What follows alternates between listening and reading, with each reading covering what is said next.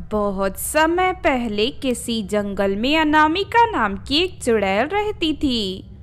उस चुड़ैल के पास जादुई मुर्गी थी जो हर सुबह सोने का एक जादुई अंडा दिया करती थी।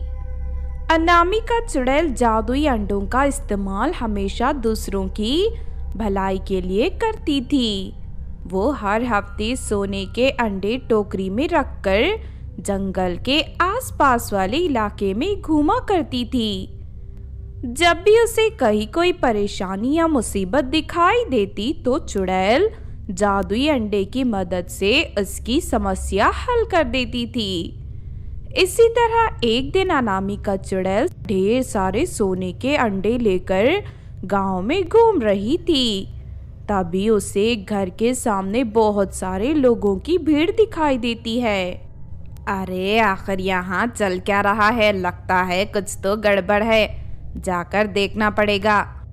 उसके बाद चुड़ैल उस घर के पास पहुंच जाती है। वहाँ एक गरीब लड़की की शादी चल रही थी, लेकिन मुंह मांगा दहेज ना मिलने की वजह से लड़के वाले शादी तोड़ने की बात कर रहे थे। दूसरी तरफ लड़की का पिता लड़के वालों के कदमों में गिरकर उनसे विनती कर रहा था। ये सब देख अनामिका चुड़ैल को बहुत बुरा लगता है। हे शैतान, ये कैसे लोग हैं? दहेज के लालच में पड़कर ये लोग इस लड़की और इसके पिता को परेशान कर रहे हैं। लगता है इन लड़के वालों को सही रास्ते पर लाना ही पड़ेगा।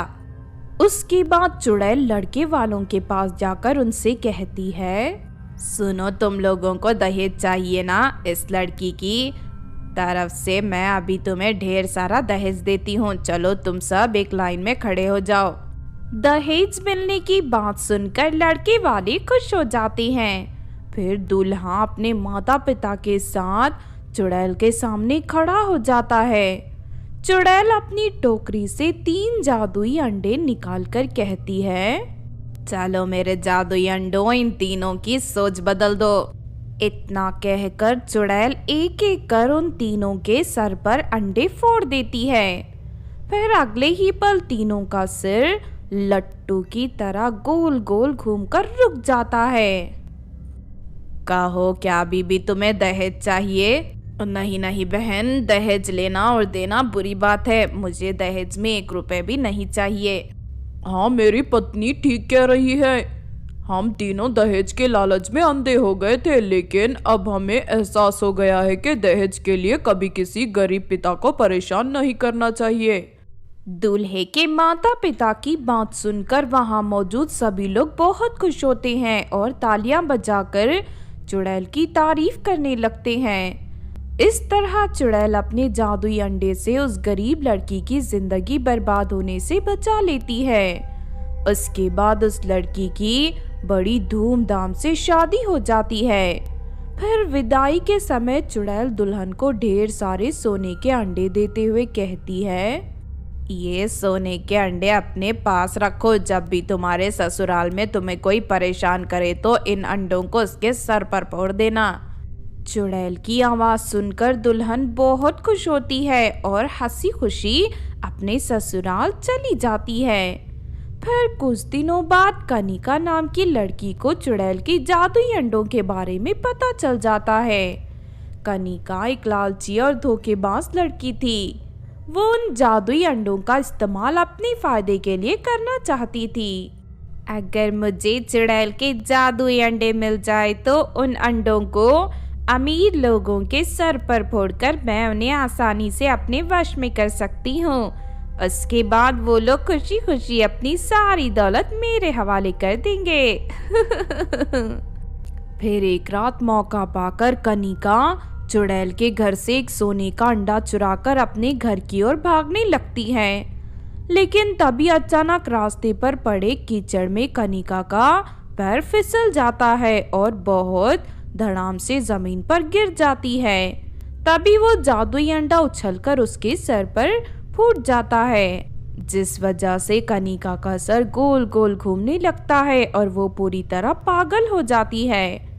उसके बाद कनिका कीचड़ से भरे गड्ढे में बैठकर सारा कीचड़ अपने शरीर पर लगाते हुए जोर जोर से हंसने लगती है। फिर अगली सुबह कुछ गांव वालों की नजर उस पर पड़ती है।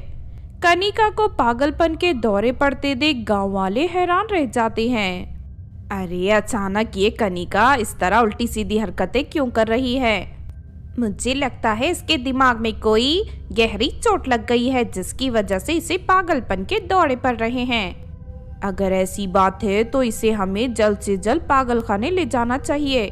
उसके बाद सभी गांव वाले मिलकर कनिका को पास के पागलखाने में भर्ती करवा देते हैं। इस तरह कनिका को उसके लालच का फल मिल जाता है और वो अपनी बाकी जिंदगी पागलखाने में बिताती है।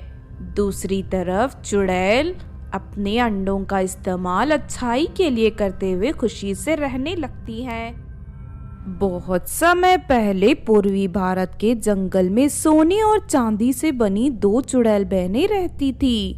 एक दिन दोनों बहनें जादुई कालीन पर बैठकर खूबसूरत नजारे देख रही थी।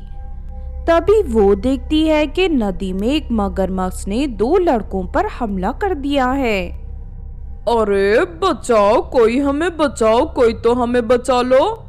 लगता है भाई अब हम नहीं बचेंगे, ये मगरमच्छ हमें मार कर खा जाएगी। अरे उन दोनों के जीवन खतरे में है, हमें फौरन उन दोनों को बचाना होगा। माँ तुम ठीक कहती हो, मेरे पास एक बढ़िया आइडिया है। इतना कहकर वो चुड़ैल जादुई कालीन पर रखी रस्सी नीचे नदी में फेंक देती है। चलो तुम दोनों जल्दी से इस रस्सी को पकड़ लो। चुड़ैल की बात सुनकर दोनों भाई जल्दी से रस्सी को पकड़कर ऊपर चढ़ते हुए जादुई कालीन तक पहुंच जाते हैं। फिर चुड़ैल उन दोनों भाइयों को लेकर अपने घर चली जाती है।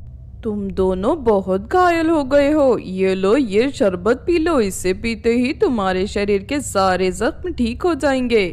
इतना कहकर सोने की चुड़ैल उन दोनों भाइयों को शरबत के ग्लास पकड़ा देती है।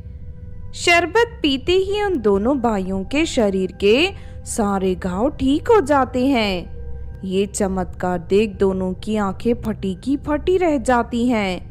तभी दीवार पर लगी घड़ी में 6 बजे का अलार्म बजता है। अरे 6 बज गए, तू कमरे में रखे मटके ले आ। हाँ अभी लाती हूँ। फिर वो चुड़ैल कमरे में रखे 2 मटके उठाकर बाहर ले आती है। उसके बाद वो दोनों बहनें उन मटकों के सामने खड़ी हो जाती हैं। अगले ही पल सोने की चुड़ैल के मुंह से ढेर सारे सोने के बिस्किट निकलकर मटके के अंदर जाने लगते हैं। उधर चांदी की चुड़ैल के मुंह से ढेर सारे चमकदार मोती मटके के अंदर गिरने लगते हैं। देखते ही देखते वो दोनों मटके पूरी तरह भर जाते हैं। ये सब देख उन दोनों भाइयों को बड़ा आश्चर्य होता है। अरे ये क्या है, अचानक तुम दोनों के मुंह से इतने सारे सोने और चांदी के मोती कैसे निकल कर गिर रहे हैं? दरअसल हमारे पिता एक भूत थे, लेकिन हमारी माँ परी थी, जिस वजह से उनके गुण हमारे अंदर आ गए। ये शक्ति हमें उन्हीं से मिली है। उसके बाद वो दोनों बहनें अपनी आंखें बंद करके मंत्र पढ़ने लगती हैं और देखते ही देखते वो दोनों घड़े हवा में उड़कर वहां से चले जाते हैं। अरे अचानक ये दोनों घड़े कहाँ चले गए? हम दोनों इसी तरह रोज ढेर सारा सोना और मोती गरीब लोगों में उनकी भलाई के लिए भेज देते हैं। अब दोनों मटके गरीबों की बस्ती में जाकर वहां मौजूद गरीब लोगों में सोना और मोती बांटकर वापस आ जाएंगे। सच में शक्तिशाली होने के साथ साथ तुम दोनों बहुत दयालु भी हो। हमें घर जाना चाहिए, हमारी माँ हमारे घर पर इंतजार कर रही होगी और हमारी फिक्र कर रही होगी। और ठीक है, तुम हमारी जादुई कालीन लेकर जाओ। जादुई कालीन पल भर में तुम्हें तुम्हारे घर तक पहुंचा देगी। उसके बाद वो दोनों भाई जादुई कालीन पर सवार हो जाते हैं और जादुई कालीन उन्हें घर तक पहुंचा देती है। फिर घर जाकर दोनों अपनी माँ को सारी बात बता देते हैं। फिर अगले दिन वो दोनों भाई जादुई कालीन पर बैठकर उन दोनों चुड़ैल बहनों से मिलने चले जाते हैं। इस तरह धीरे धीरे ये रोज का सिलसिला हो जाता है। दोनों चुड़ैल बहनें उन दोनों भाइयों की ओर आकर्षित होने लगते हैं। दूसरी तरफ रोहन और सोहन भी दोनों चुड़ैल बहनों के प्यार में पड़ जाते हैं। इस तरह कुछ दिन बीत जाते हैं। फिर एक दिन, आज पूरा 1 हफ्ता हो गया रोहन और सोहन हमसे मिलने नहीं आए। आखिर क्या बात हो सकती है? चल उनके घर चलकर देखते हैं। फिर वो दोनों बहनें रोहन और सोहन के घर पहुंच जाती हैं और देखती हैं कि उनकी माँ बहुत बीमार है। रोहन अपनी माँ का सिर दबा रहा है और सोहन अपनी माँ के पैरों को दबाकर उसे आराम देने की कोशिश कर रहा है। हम दोनों आ गई हैं, तुम दोनों को फिक्र करने की ज़रूरत नहीं है। हम तुम्हारी माँ को अभी ठीक कर देंगे। उसके बाद वो दोनों चुड़ैल पहले रसोई घर में जाकर कुछ रोटियां बनाकर ले आती हैं। फिर दोनों बहनें मंत्र पढ़कर वो रोटियां रोहन और सोहन की माँ को खिला देते हैं। थोड़ी ही देर में उनकी माँ पूरी तरह ठीक हो जाती है।